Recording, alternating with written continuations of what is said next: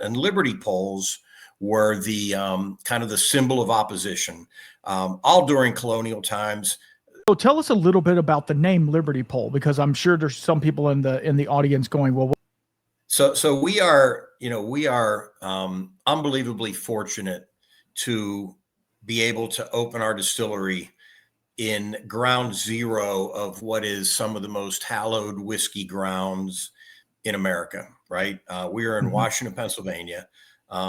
It is ground zero for the events of 1791 to 1794, which was the, dubbed the Whiskey Rebellion, but it was the uprising of the Western frontier farmer distillers, uprising against the very unfair excise tax that was imposed by Alexander Hamilton, who was George Washington's Secretary of the Treasury.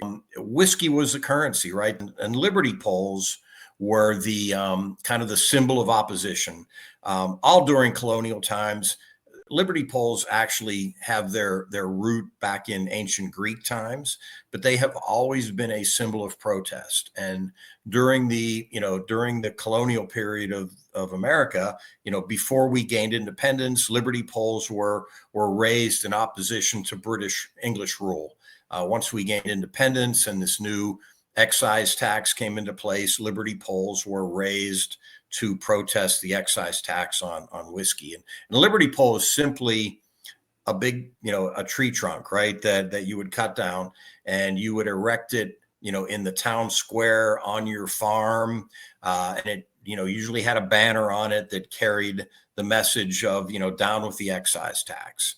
And, if you were a federal tax collector and you saw that you were approaching a farm that had a Liberty pole, you would tread lightly going into there, because that those folks were not gonna, be happy to see you. So.